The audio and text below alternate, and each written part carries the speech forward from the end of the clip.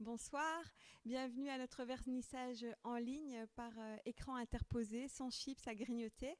On aspire en tout cas, sachez-le, à vous retrouver en présentiel. Mais en attendant, nous sommes contents de vous retrouver au cœur de ces deux expositions qui ont lieu ici maintenant à la fin du mois de mars. Alors aujourd'hui, vous avez dû l'entendre, c'est la journée du 8 mars, donc la journée internationale pour le droit des femmes. C'est une journée de lutte, mais également de grève pour de nombreux militants et militantes, surtout en Belgique et à travers le monde. Alors c'est une journée souvent où on fait on fait le point sur la situation des femmes. On va célébrer les victoires, les acquis, mais également les revendications encore actuelles et bien réelles, et ce, tant que l'égalité des droits entre les hommes et les femmes ne sera pas atteinte, et tant que le respect envers les femmes, parce qu'elles sont des femmes, ne sera pas au rendez-vous, je pense qu'il y aura toujours matière à célébrer cette journée. Alors, il y a 15 associations, plus de 15 associations de Comines-Warneton et de la région de Moucron, de la Wallonie-Picarde, qui travaillent au cœur de la campagne Je t'aime, je t'abîme. Partenaires particuliers et particulières cherchent partenaires respectueux et respectueuses. Les partenaires de cette campagne vous proposent deux expositions. La première s'intitule Relations sous tension, créons la tension. Elle aborde la question de la nature et de la qualité de nos relations. Jusqu'où où je suis dans ma relation, comment je peux qualifier ma relation amoureuse, est-ce qu'elle est charnelle, amicale, passionnelle, constructive ou destructrice, où se trouve la limite, la ligne rouge. La deuxième exposition, elle s'appelle Que portais-tu ce jour-là ? Une question pleine de sens qui dénonce la responsabilité qu'on incombe souvent aux victimes lors de leur viol. Elle aborde donc cette question de la responsabilité et du viol. Alors deux expositions avec un contenu assez lourd, mais dont il faut parler. Les objectifs que nous recherchons par ces expositions, notamment en exposant en rue, sur des vitrines, sur les trottoirs, sur des murs, c'est d'interpeller, de mettre en lumière, pour ne plus taire les violences intrafamiliales et conjugales. Alors ces violences, elles prennent différentes nuances. On peut avoir des violences physiques, des coups, des blessures, mais également des violences verbales ou psychologiques, le phénomène de domination, de contrôle, d'emprise, qui engendre des peurs, des humiliations et même des traumatismes. On a également des violences administratives, financières, où on va garder les papiers ou empêcher son partenaire d'avoir accès à l'argent. C'est également une forme de violence. Et également donc les violences sexuelles. La notion de viol conjugal fait de plus en plus écho dans l'actualité, et la question du consentement, on pense que c'est également une question à éduquer, une notion à encore éduquer. Le consentement, mais également le désir. Quand c'est non, c'est non. Quand c'est un non qui devient oui parce qu'il est forcé, eh bien, parce qu'il est forcé ou contraint, eh bien, c'est toujours non. Si je suis endormie, ce n'est pas oui, et etc. Donc, si le oui n'est pas affirmé et désiré par le langage corporel ou non verbal, ou verbal, s'il n'est pas affirmé, alors oui, c'est non. Exposer aujourd'hui, c'est également c'est également la volonté de questionner ce qu'est une relation. En quoi questionner tout un chacun pour savoir ce qu'est une relation saine, respectueuse, équilibrée, qui réponde à mes attentes et mes désirs. Et donc voilà, c'est également un objectif de ces expositions. Alors pour comprendre comment est née l'exposition Relations sous tension, créons la tension, la première, je cède la parole à Aimee Vandenbroek de la Maison des Jeunes Carpe Diem.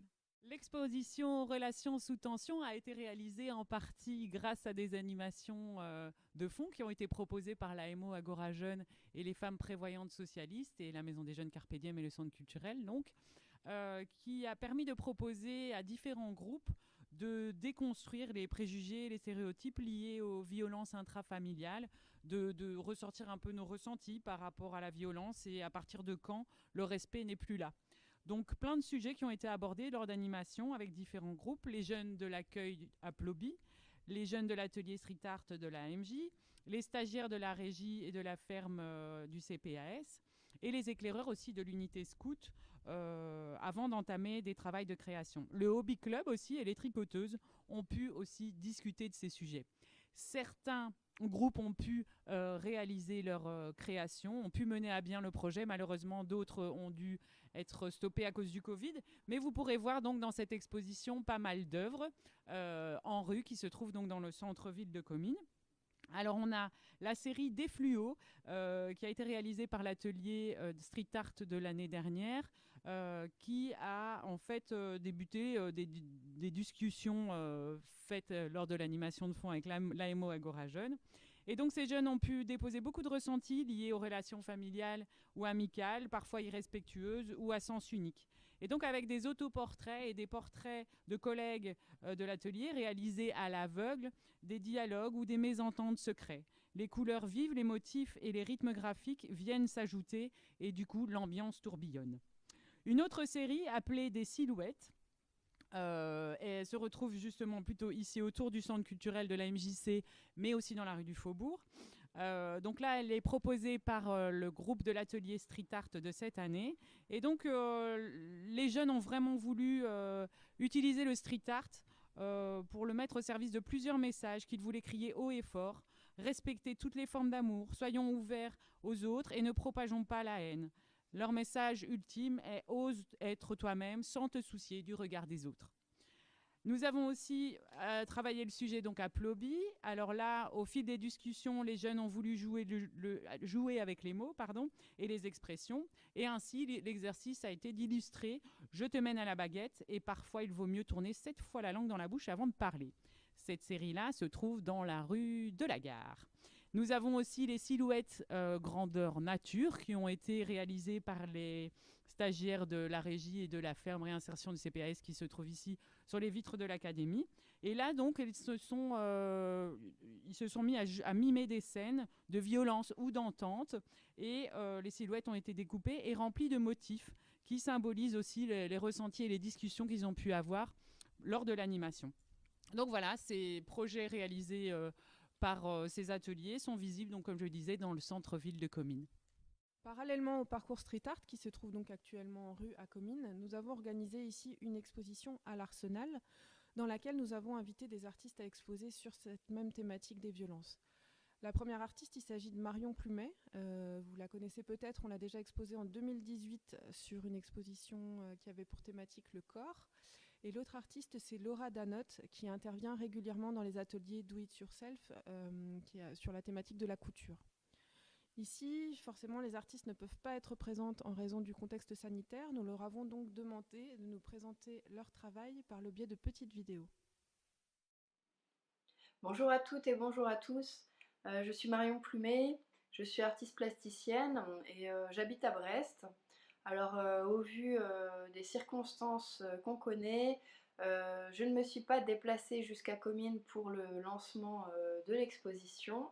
C'est pourquoi je vous fais une petite vidéo afin de vous présenter ma pratique et plus particulièrement les œuvres que vous allez pouvoir découvrir à Comines.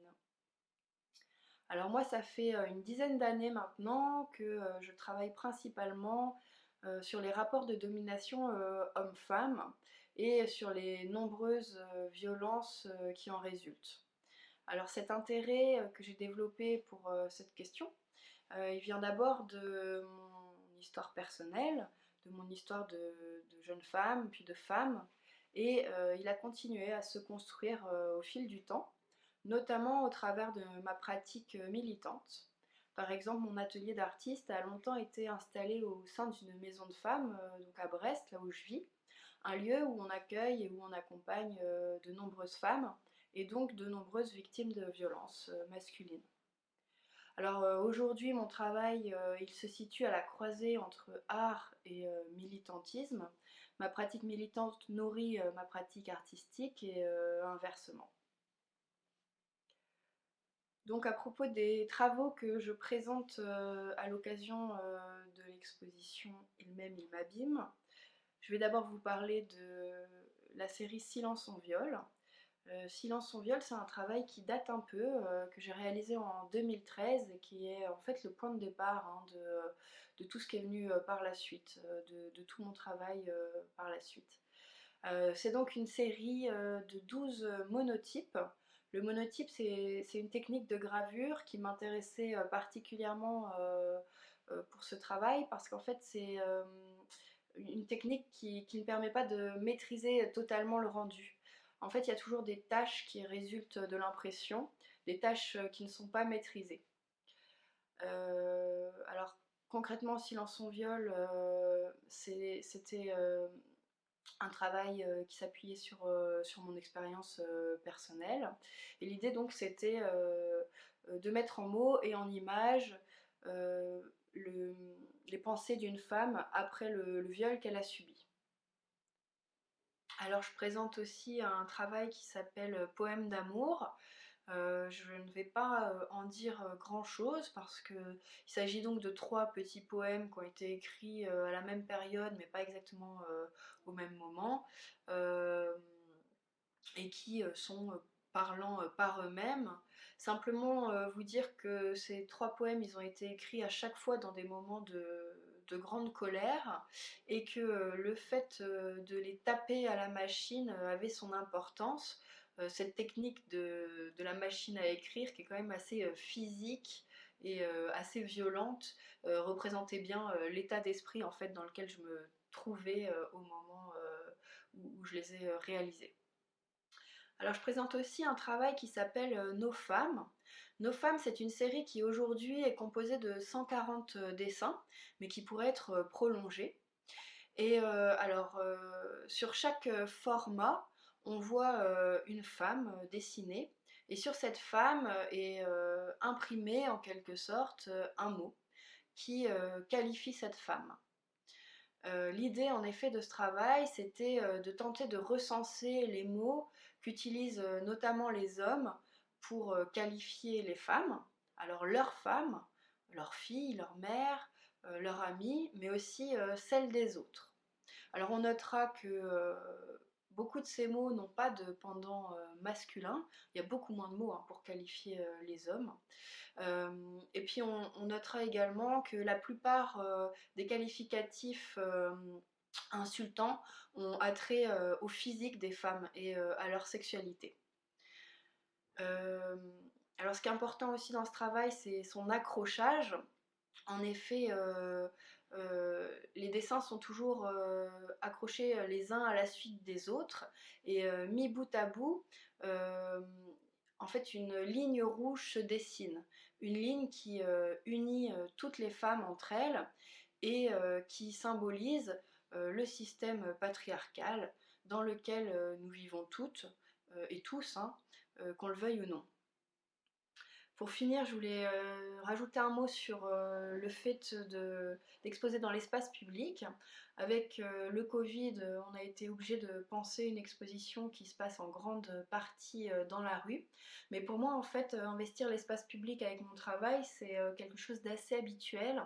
Alors 2 raisons à ça. La première, c'est que j'aime bien sortir de l'espace de la galerie et du musée, tout simplement parce que ces endroits-là, tout le monde n'y va pas, alors que la rue reste tout de même un espace où tout le monde passe. Mais la seconde raison, et la principale, c'est que la rue reste clairement un espace à conquérir pour nous, les femmes. On en entend énormément parler dans les médias, en France en tout cas, le harcèlement de rue, le harcèlement dans les transports publics. En effet, aujourd'hui, quand on est une femme et qu'on se promène seule dans la rue, il n'est pas rare de se faire alpaguer, siffler, insulter, voire toucher. Je crois que bon nombre de femmes ne sont toujours pas tranquilles à l'idée de se promener seule dans la rue le soir. D'où l'idée pour moi de prendre aussi l'espace public, la rue, comme un espace d'exposition et de revendication. Voici maintenant la vidéo présentant le travail de Laura Danotte. Voir mieux, c'est une série de broderies qui représente des lunettes dont les verres sont ajourés. Les lunettes, c'est depuis longtemps considéré comme un symbole de connaissance ou de savoir, et pourtant être cultivé ou avoir des lunettes, c'est pas suffisant pour déceler des problèmes. Quand je parle de problèmes, c'est au sens large, ça peut concerner l'actualité, les fake news par exemple, ou des problèmes sociaux comme le mal-être, le harcèlement ou les violences domestiques, qu'elles soient physiques ou verbales. La plupart du temps, quand un voisin ou un proche témoigne suite à des violences domestiques, on va l'entendre dire « on se serait pas douté, il était vraiment gentil », ou alors On n'a jamais eu d'ennui avec cette personne, il était vraiment serviable ».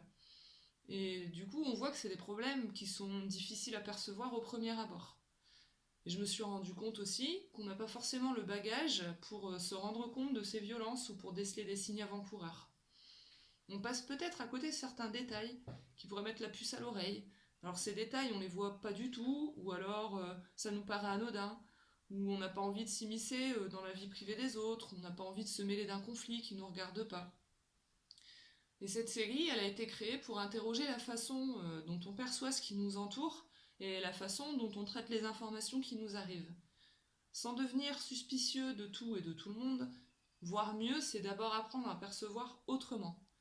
Finalement, ces toiles suspendues, elles sont comme des regards vides et on a la possibilité d'utiliser les ouvrages, de voir l'envers du décor et de se placer derrière, comme si on enfilait les lunettes de quelqu'un ou comme si on voulait voir avec d'autres yeux. Et c'est se mettre vraiment à la place de l'autre pour comprendre exactement la personne à qui on s'adresse, et ça peut parfois être salvateur. En plus des travaux d'artistes, l'exposition présente également des travaux d'écriture qui ont été organisés par Bibliolis dans le cadre du concours de poésie, mais aussi des productions réalisées lors d'ateliers organisés par la SBL Mots à Mots. L'exposition ici à l'Arsenal est visible du mardi au samedi de 14h à 18h. En raison du contexte Covid que vous connaissez, nous vous invitons à vous inscrire de préférence par téléphone au préalable, le nombre de visiteurs étant limité. Durant toute la durée de l'exposition, nous organisons également des activités de médiation en classe à destination des secondaires. Nous allons partir du travail de Marion Plumet que nous allons analyser, décortiquer. Cela va nous permettre d'aborder différentes thématiques, la domination homme-femme, mais aussi par exemple la pornographie et la prostitution notamment. Le concours de poésie de Bibliolis a été instauré en 2007 et connaît un véritable succès croissant, avec aujourd'hui plus de 400 participants issus de toutes les écoles de l'entité de Comines-Warneton. Bibliolis étant partenaire dans le projet Je t'aime, je t'abîme, le thème de la violence intrafamiliale a été ajouté au sujet existant. À notre grand étonnement, une 60aine d'élèves se sont penchés sur cette thématique. Dans cette exposition, vous en découvrirez quelques exemples.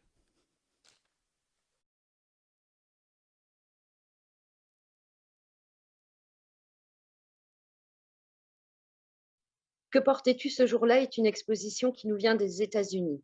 Elle est aussi percutante que réaliste, et c'est pour cela que nous la soutenons. Les bénéficiaires de Mots à Mots ASBL ont décidé de vous livrer, en marge de l'exposition, des témoignages, des récits de vie et de reconstruction. Par ce biais, elles souhaitent vous faire passer un message, comme Marie Simmerling, instigatrice de cette exposition. Si seulement c'était simple, si seulement on pouvait empêcher le viol juste en changeant de vêtements. Ce message, c'est celui des conséquences et de la difficulté de la libération de la parole, mais d'abord et avant tout, que le viol et sa culture sont bien présentes chez nous également.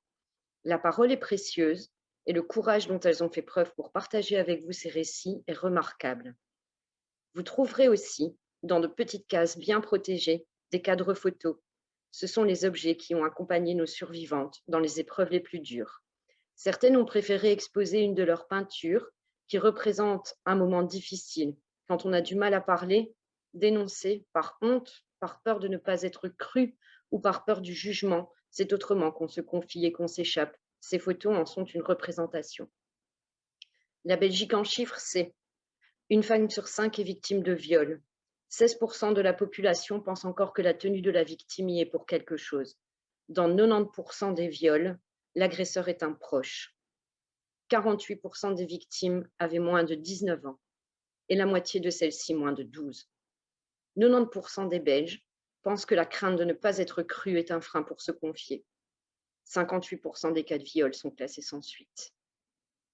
De mots à mots ASBL a pour mission de donner une écoute, un espace de parole, une redirection thérapeutique ou juridique adéquate à toute victime de violence, quelle qu'elle soit, sexuelle, physique, psychologique, financière ou sociale. Pour toute information concernant l'expo ou un besoin de parler de votre situation, vous pouvez nous contacter via notre site www.demotsamo.be ou depuis notre page Facebook de Mots à Mots ASBL. Nous vous remercions pour l'attention que vous porterez à cette exposition percutante. Bonjour, bienvenue chez Bibliolis. Bibliolis est ravi de recevoir une partie de l'exposition, enfin de cette double exposition organisée par la campagne Je t'aime, je t'abîme. Cette exposition qui a été remaniée par les femmes prévoyantes socialistes ainsi que l'association Mot à Mot s'est installée ici dans la salle de lecture de la bibliothèque, parce qu'il faut savoir que la bibliothèque n'a pas seulement comme mission de louer des livres, d'animer, mais il y a aussi évidemment sa mission d'éducation permanente, à l'instar du Centre culturel et bien d'autres associations. Cette exposition vous sera accessible aux heures d'ouverture de la bibliothèque, que vous connaissez tous, j'imagine. Sachez quand même que c'est une exposition coup de poing, c'est-à-dire qu'elle pourrait, entre autres, être susceptible de heurter certaines sensibilités. En tout cas, soyez les bienvenus et avec la hâte de vous voir nombreux ici à la bibliothèque. Au revoir. La journée de la fête de la femme. Cette expression trop souvent réductrice est encore mal utilisée en 2021. Elle réduit les femmes à un soi-disant idéal féminin, accompagné de ses attributs.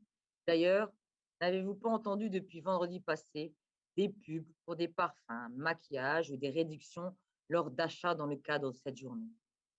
Le 8 mars, c'est la journée internationale pour les droits des femmes.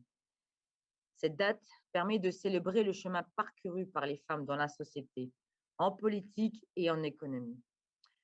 Lors de cette journée, des grèves et des manifestations sont organisées pour sensibiliser les gens aux inégalités persistantes qui existent dans le monde. D'ailleurs, aujourd'hui, il y a eu en Belgique, à Anvers, Bruxelles, à Celt, Courtrai, Louvain, Mons, Charleroi, Gand, Liège, Namur et Tournai, des rassemblements de femmes. Une grève des femmes a été soutenue par les syndicats, la CSC et la GTB. Toutes les femmes aujourd'hui pouvaient faire grève. D'ailleurs, cet appel de la grève a été lancé en 2017 en Argentine par un collectif. En 2018, rien qu'en Espagne, plus de 5 millions de femmes se rassemblent à travers 120 villes et ont bloqué le pays. Cet appel sera repris par des millions de femmes à travers le monde. Cette grève, elle se décline en 4 axes. Ces revendications se rejoignent en Belgique. Les 4 axes sont la grève du travail domestique. Elles disent stop aux doubles journées de travail. Elles veulent mettre en avant le travail invisible effectué par de nombreuses femmes au quotidien en charge du soin aux enfants, aux personnes âgées et dépendantes, mais aussi toute la logistique qui est liée à la sphère familiale. C'est ce qu'on appelle la charge mentale des femmes. Elles veulent un partage plus juste des tâches ménagères. D'ailleurs, pourquoi pas une rédaction collective du temps de travail, une revendication qui est reprise par les femmes en Belgique. Il y a dans ces 4 axes la grève du travail salarié. Oui, les pensions sont sous le seuil de pauvreté. Elles veulent une pension d'au moins minimum 1 500 € net. Il y a aussi la grève de l'éducation. Mon corps, mes goûts, mes choix. Non à l'hypersexualisation des femmes dans les règlements d'ordre intérieur des écoles. Interdire aux femmes et filles certaines tenues reviennent à sexualiser leur corps dès le plus jeune âge et entretient la culture du viol. D'ailleurs, je vous invite à aller voir l'expo Que portais-tu ce jour-là dans le Bibliolis. La 4e axe, c'est celle de la grève de la consommation. Les femmes veulent la gratuité des protections périodiques, une revendication aussi reprise par les femmes en Belgique. Il faut 4 000 € sur toute une vie pour pouvoir se payer des protections périodiques. Tout le monde ne peut pas se le permettre de se le payer. C'est pourtant une dépense qui devrait être indispensable, mais qui devrait faire partie des besoins primaires. On estime en Belgique environ 250 000 jeunes adultes de sexe féminin qui sont en précarité menstruelle en 2020. D'autres combats sont aussi à mener en Belgique en dehors de ces 4 axes de cette grève. L'IVG doit être accessible à toutes les femmes, sans pression sociale, sans tabou, sans culpabilisation. On devrait supprimer les sanctions pénales à l'égard des femmes et des médecins qui ne respecteraient pas les conditions imposées par la loi. Supprimer l'obligation du délai de réflexion de 6 jours. Allonger le délai légal de 12 à 18 semaines en tenant compte des réalités pratiques des centres de planning. Autre combat à mener aussi, c'est l'individualisation des droits de la sécurité sociale. Toute personne qui cotise devrait avoir les mêmes droits, indépendamment de leur mode de vie, mariés, célibataires, en couple, avec enfants ou sans enfants. C'est en cotisant qu'on devrait se créer un droit à la sécurité sociale. De nombreux mécanismes sociaux et fiscaux restent basés sur un modèle de couple aujourd'hui. Et ce modèle-là est d'ailleurs dépassé, qui implique du coup la dépendance de la femme par rapport à son conjoint. Ces éléments empêchent l'autonomie des femmes et entraînent même leur pauvreté. Mais il faut aussi souligner qu'une série de mesures progressistes ont été prises pendant la crise sanitaire en Belgique, qui a permis à tendre à plus d'égalité entre les femmes et les hommes. Mais on appelle du coup les instances politiques à les améliorer, à les pérenniser dans le temps. Vous savez tous que les familles n'ont pas été épargnées pendant la crise sanitaire. Obligées de télétravailler en présence de leurs enfants ou de trouver une solution de garde express en cas de mise en quarantaine soudaine, d'autant plus lorsqu'elles effectuaient un travail de première ligne sur le terrain. Les parents et surtout les mères ont été contraints de jouer les équilibristes pour tout concilier. Et donc, on a pu avoir le congé parental Corona, qui a permis d'apaiser un peu ces difficultés organisationnelles. Cette forme souple, son application jusqu'aux 18 ans de l'enfant et la majoration de l'allocation d'interruption versée dans ce cadre sont autant d'aspects. C'est pourquoi nous pensons que les femmes pensent que ce congé parental Corona pourrait servir de base à titre de bon exemple pour reviser le congé parental ordinaire, à une meilleure articulation entre la vie privée et la vie professionnelle pour les parents, mais aussi une allocation d'interruption revue à la hausse qui permettrait de limiter la perte de revenus et qui pourrait pousser davantage des pères et des coparents à prendre un congé parental ordinaire, encore d'ailleurs majoritairement pris pour l'instant par les mères, le congé parental. Mais la crise a eu aussi un impact important sur les violences faites aux femmes. Qu'il s'agisse de sexisme dans l'espace public, de harcèlement en ligne ou encore de violences intrafamiliales, les agressions à leur égard se sont intensifiées pendant cette période. L'absence de témoins dans les rues, la consommation accrue de contenu sur les réseaux sociaux, mais aussi l'isolement renforcé des victimes et leur promiscuité avec les agresseurs sont autant de facteurs qui tendent à expliquer cette augmentation et notamment leur gravité pendant la période de confinement. Mais il y a eu plusieurs initiatives qui ont vu le jour, telles que la campagne Pharmaciens, pharmaciennes et libraires, mes confidents, qui permettait aux victimes de demander de l'aide de manière sûre dans des lieux accessibles durant le confinement. Ou encore, on a pu mettre à disposition temporaire de chambres d'hôtel pour pallier au manque pourtant structurel de places d'hébergement disponibles. Malgré les mesures prises, cela était loin d'être suffisant. La lutte contre les violences faites aux femmes requiert une élaboration de politiques globales, pérennes et coordonnées, financées en conséquence, telles que le prévoit la Convention d'Istanbul. Ce qui nous fait dire que l'État belge est en capacité d'adopter des mesures inédites, telles que débloquer des fonds d'urgence, simplifier des procédures de chômage ou encore voter un congé parental spécial coronavirus. Il est donc nécessaire que la société maintienne une pression à la hauteur des enjeux d'aujourd'hui et de demain. Voilà à quoi ça sert aujourd'hui une journée internationale des droits des femmes ici en Belgique et partout dans le monde. Alors voilà, on arrive à la fin de ce vernissage. On aspire vous rencontrer ici à l'Arsenal, en rue ou chez Bibliolis à la découverte de ces 2 expositions. N'hésitez pas à prendre les œuvres en photo, à les commenter, les partager et à nous faire part de vos retours. Nous sommes toujours friands de vos commentaires et de vos réactions. Et puis, si vous êtes témoin ou victime de violences intrafamiliales ou conjugales, n'hésitez pas à prendre contact avec les associations, les opérateurs clés, ressources de l'entité qui sont formés, les professionnels de terrain formés à la thématique et que vous retrouvez dans ce répertoire Mémo, une série de numéros de téléphone et de contacts. Un grand merci, une belle soirée et à bientôt.